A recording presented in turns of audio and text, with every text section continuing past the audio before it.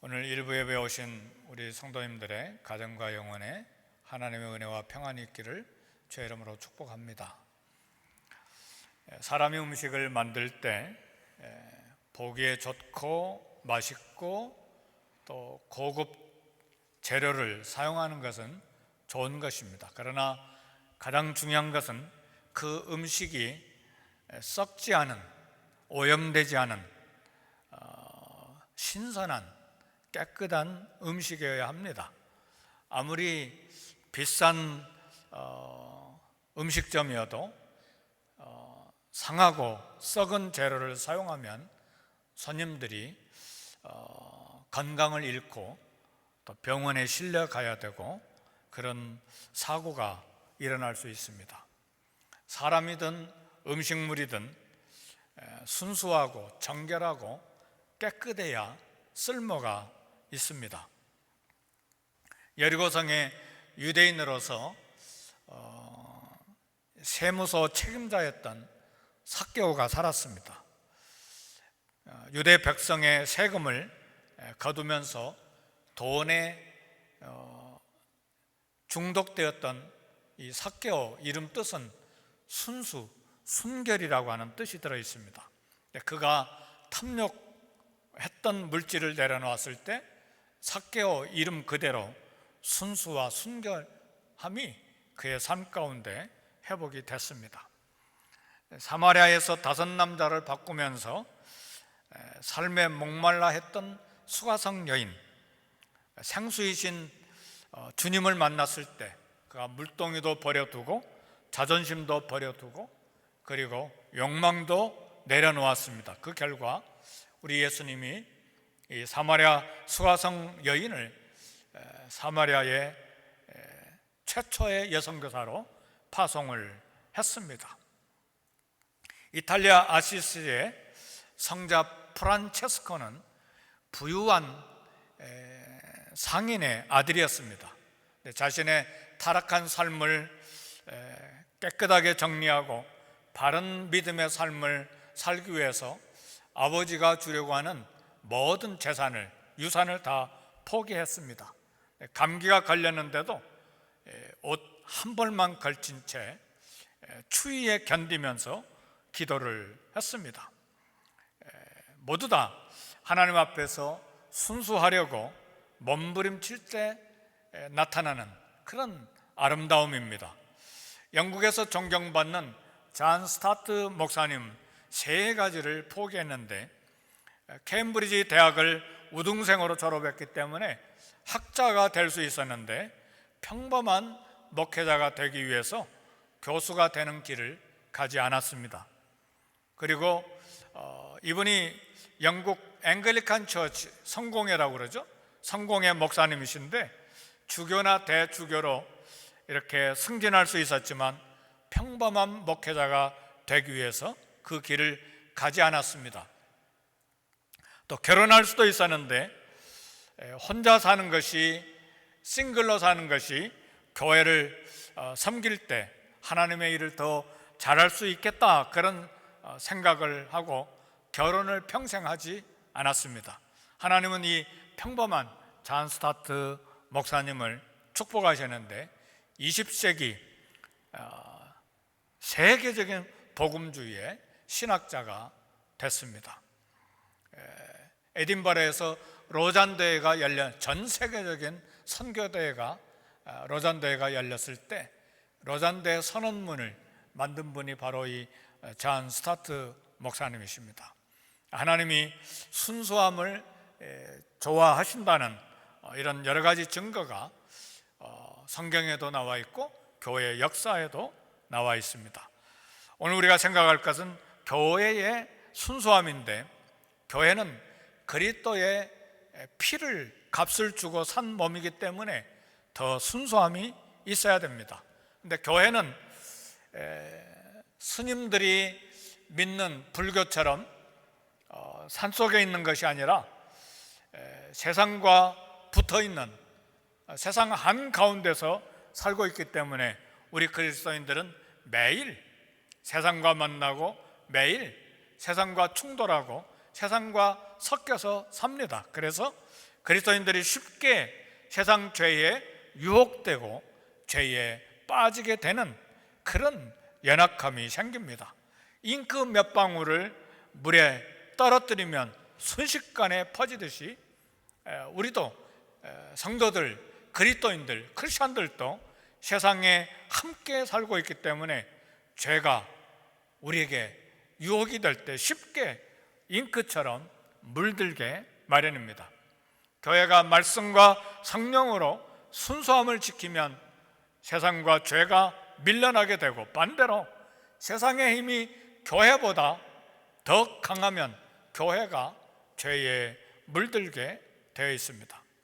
바울은 오늘 고린도전서 5장에서 교회의 문제에 대해서 충격적인 소식을 들었습니다. 5장 1절 보니까 너희 중에 심지어 음행이 있다함을 들으니 그런 음행은 이방인 중에도 없는 것이라 누가 그 아버지의 아내를 취하였다 하는도다.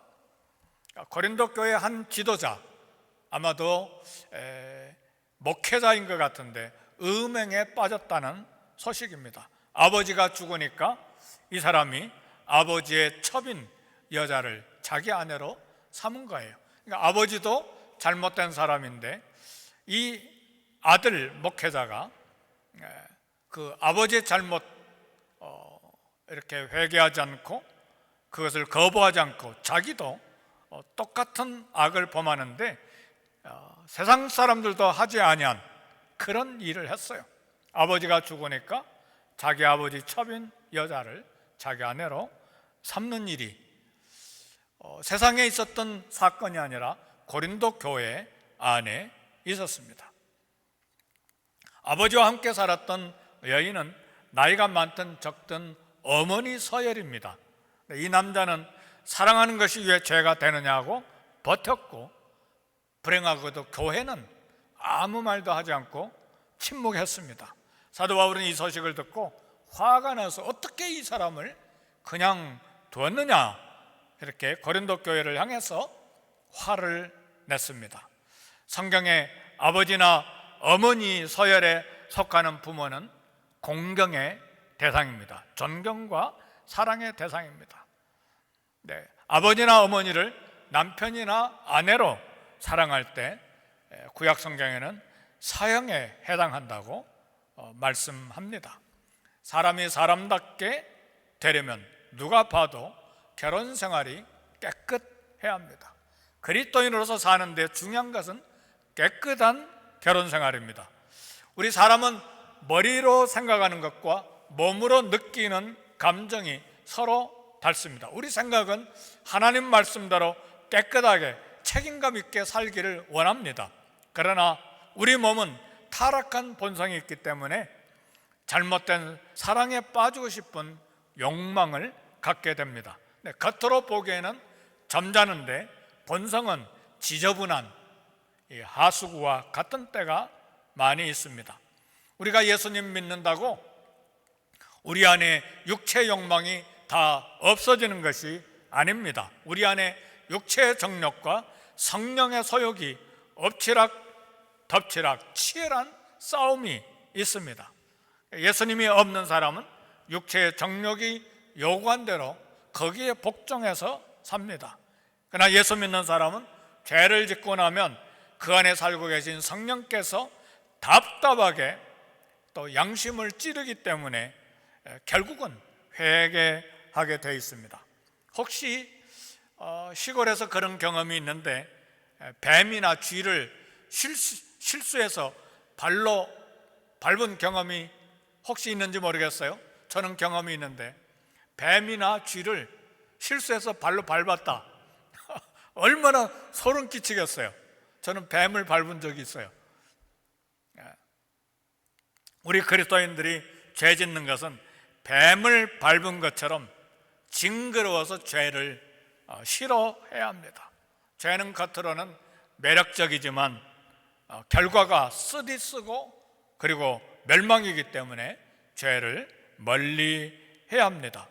고린도 교회에 문제가 된 이 남자는 분명히 고린도 교회 지도자이고 목회자로 이렇게 추측을 하는데 바울은 고린도 교회를 향해서 하나님을 두려워하지 아니한 교만이 고린도 교회에 있다고 책망을 했어요. 왜냐하면 고린도전서 5장 2절에 보니까 그리하고도 너희가 오히려 교만해져서 어찌하여 통한이 여기지 아니하고 그 일 행한 자를 너희 중에서 쫓아내지 아니하였느냐. 책망하지 않고 꾸지람하지 않고 쫓아내지 않았다고 그렇게 고린도 교회를 책망한 것입니다. 교회 지도자와 연결된 세상의 물질 문제, 이성 문제가 터지는 것을 살펴보면 개인의 잘못도 있지만 지도자나 목회자가 세상을 따라갔기 때문에 그런 문제에 대해서 말을 하지 않는 것입니다. 돈 문제, 이권 문제, 이성 문제, 잘못된 것을 말하지 않기 때문에 교회에 교만해져서 이런 죄를 짓고도 아무도 이야기하지 않는 것입니다. 그래서 바울은 고린도 교회를 향해서 그런 일 행한 자를 쫓아내지 아니하였느냐 이렇게 화를 낸 것입니다. 왜 큰 시험을 교회가 당했는데 입을 다물고 있느냐 그 말입니다. 우리가 알아야 될 것은 모든 죄를 다 공개적으로 드러내는 것은 아닙니다. 특별히 지도자가 아니라 처음 믿기 시작한 초신자의 경우에 회개하면 조용히 문제를 처리해야 됩니다. 그러나 그런 죄를 지은 자가 목사, 장로, 지도자이면 그리고 많은 사람들이 알고 있으면 공개적으로 처리해야 공정하고 하나님의 말씀의 권위가 세워지는 것입니다. 교회는 어떤 죄인이든지 와서 삶을 치료받고 회개하면 새 사람이 되게 하는 곳이 교회입니다. 심지어는 동성애자라도 예수님 믿고 그 죄를 청산하고 치료받고 그러면 교회에 올 수가 있습니다. 근데 죄를 쉬쉬하고 덮기만 하면 어느 순간에 그 죄가 교회를 집어삼킬 수가 있습니다. 굉장히 어려운 지금 설교를 하고 있어요. 우리 관계 속에 쉽게 다룰 수 없는 문제이지만 이 설교를 하는 것은 아직 우리 교회에 이런 문제는 없지만 그래도 그런 문제가 올 때 사람의 판단과 상식으로 이렇게 처리하는 것이 아니라 오늘 고린도 교회가 이 문제를 처리했어야 했는데 하지 않았기 때문에 왜 고린도 교회가 복잡하게 사도 바울의 책망을 받으면서 고린도전서, 고린도후서 두 권의 편지를 받아야 되는지 우리는 교훈으로 얻어야 됩니다. 고린도전서 5장 6절을 보니까 너희가 자랑하는 것이 옳지 아니하도다. 적은 누룩이 온 덩어리에 퍼지는 것을 알지 못하느냐 그랬어. 이 세상에 코로나19 이 팬데믹 바이러스만 전염병만 퍼지는 것이 아니라 온 세상에 나쁜 생각, 나쁜 사상, 나쁜 가르침, 나쁜 행동도 퍼지는데 교회는 함께 모이기 때문에 금방 퍼져요. 교회 안에 누룩은 뭡니까? 이스트잖아요. 빵을 만드는데 이스트를 넣으면 아주 작은 양의 이스트라 할지라도 밀가루 전체를 부풀게 만들어요. 그래서 예수님은 제자들에게 갈릴리 바다를 가시면서 바리새인의 누룩을 조심하라 그랬어요. 바리새인의 누룩이라고 하는 것은 바리새인의 이스트, 바리새인의 잘못된 가르침, 잘못된 행동, 이것을 조심하라고 우리 예수님이 경계하셨습니다. 바울이 전도하기 전에 고린도 사람들은 고린도 도시가 가지고 있는 술과 돈과 음행에 이렇게 찌들어 있었어요. 놀랍게도 바울이 전한 복음으로 교회가 순수한 양처럼 됐는데 바울이 고린도 교회를 개척하고 1년 반 뒤에 떠난 뒤에 또 다른 곳에 복음을 전하고 교회를 섬기기 위해서 고린도 교회를 떠난 뒤에 다른 선생이 들어오면서 나쁜 누룩이 고린도 교회에 가득히 차게 된 거예요. 그러니까 새로운 선생들이 고린도 교회를 잘 가르치지 못했다 그런 말입니다. 이스라엘 백성이 언제 가장 순수했는가? 이스라엘 역사 가운데 여러 시대를 이야기할 수 있는데, 특별히 가나안 땅보다는 광야에서 40년간 이렇게 돌아다닐 때가 가장 순수했다, 그렇게도 말할 수 있습니다. 그 순수함 때문에 요단강을 건널 수 있었고, 그리고 하나님이 시키신 대로 여리고성을 하루에 7번씩, 하루에 한 번씩, 그리고 마지막 7일째는 7번 돌았을 때 여리고성이 무너졌어요. 얼마나 마음들이 순수해졌으면, 가나안 땅에 들어가기 40년 전에는 못 들어가겠다고 온 백성이 모세를 향해서 손가락질하고 불평하고 울고 그랬는데, 광야 40년 지나는 동안에 마음이 양처럼 순결해져서 요단강을 건너라 하니까 건너가고, 여리고성을 주위를 하루에 한 번씩 돌고, 7째 날은 7번 돌아라, 그러면 여리고성이 무너진다. 그걸 믿을 사람이 세상에 어디가 있어요? 폭탄을 터뜨리지도 않고 무너뜨리지도 않았는데 여리고성이 사람들이 돈다고 무너지나요? 근데 얼마나 순수했던지 말씀 그대로 하루에 한 번씩 마지막 7일째 7번 돌았을 때 그 튼튼한 이중벽으로 된 여리고성이 그냥 순식간에 무너졌습니다.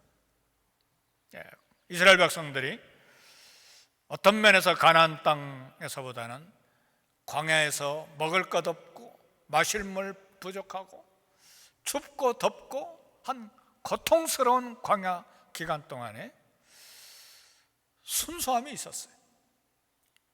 오늘날도 권력 있고 돈이 많고 공부 많이 했어도 순수함을 잃어버리면 썩은 곰팡이가 됩니다. 썩은 곰팡이는 그것으로 끝나지 않고 주변에 나쁜 영향력을 미칩니다. 이스라엘 백성들은 무교절이 되면, 무교절은 이스트를 넣지 않는 빵을 일주일 동안 먹는, 유월절 다음에 바로 지키는 출애굽을 기념하는 그런 이스라엘의 절기인데, 이 무교절이 되면 일주일간 온 집에 누룩을 다 없애버렸습니다. 오늘 우리 삶에서 죄를 전파하는 누룩을 제거하는 영적인 무교절을 지킬 수 있을까? 영적인 무교절은 텔레비전을 보지 않고 스마트폰을 보지 않는다고 지켜지는 것이 아닙니다. 그런데요, 영적인 무교절을 저절로 지키는 경우들이 있는데, 큰 병에 걸려서 병원에 입원하면 저절로 영적인 무교절을 지키게 됩니다.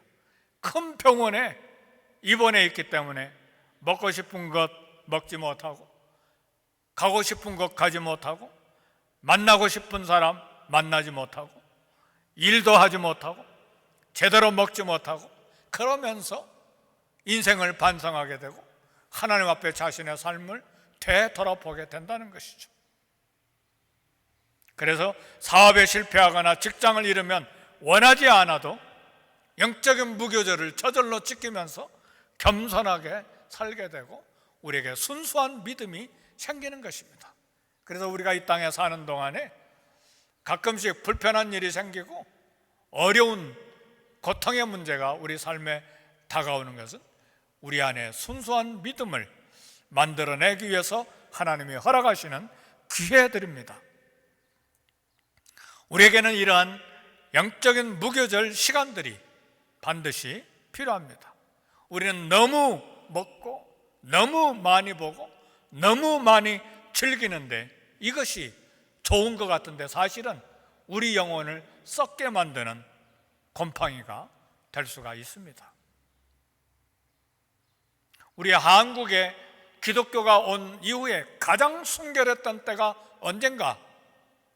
지금 전 세계 10대 강대국이 된 지금이 아니라 일본이 36년간 교회를 핍박할 때, 6.25 사변이 나서 전쟁이 일어났을 때 한국 교회가 가장 순결하고 가장 기도 많이 하고 가장 하나님 앞에 엎드려 있었던 때라, 그렇게 이야기를 합니다. 그리고 이 일본의 36년이 지나고 6.25 사변이 지난 다음에 전 세계에 교회가 부흥되면서 25,000명의 선교사를 파송하는 강한 성경 위에 세워진 강력한 교회가 됐어요. 근데 지금은 한국이 부자가 되고 교회도 돈이 많아지고, 이것이 썩은 곰팡이가 되어가고 있어요. 왜요? 이제는 기도하는 사람이 별로 없어요. 적어도 우리가 어렸을 때는 교회에 밤마다 철야기도 하면서 기도하는 사람 많았어요. 금식하는 사람도 많았어요. 산마다 기도원마다 기도하는 사람도 많았어요. 지금은 철야기도 하는 사람 없어요.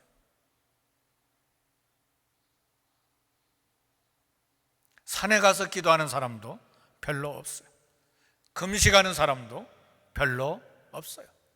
어떻게 하면 더 좋은 것 많이 먹고, 어떻게 하면 더 좋은 것 많이 구경하고, 어떻게 하면 더 돈을 많이 벌어서 여행 가고, 어떻게 하면 더 많은 것을 내 집에 채우고, 어떻게 하면 더 좋은 집을 사고. 그러니 교회 와서 예배드리고 엎드려 기도할 생각이 생깁니까? 세상 것이 너무 많아졌는데. 이런 것들이 악한 영향력을 행사하는 누룩이 된 거예요. 미국에 살고 있기 때문에 우리는 그런 것에 대해서 관심이 더 많아요. 왜요? 모두가 다 부자로 살기 위해서 달려가니까요. 그래서 우리가 단기 선교를 가야 되는 이유가 있어요. 우리 단기 선교에 가면 과테말라도 가고 멕시코도 가고, 우리는 이제 방글라데시도 가봐야 돼요. 파키스탄도 가봐야 돼요. 얼마나 수천 수억의 인구가 배고픈 가운데 살고 있는지를 봐야 돼요. 그들이 불행한가? 아니요. 전 세계에 행복지수가 가장 높은 나라가 방글라데시예요. 그렇게 가난하게 사는데도. 자살률이 가장 많은 나라가 일본, 한국, 그리고 유럽 나라예요. 돈이 많은 나라가 왜 자살률이 많은가? 행복하지 않다는 거예요.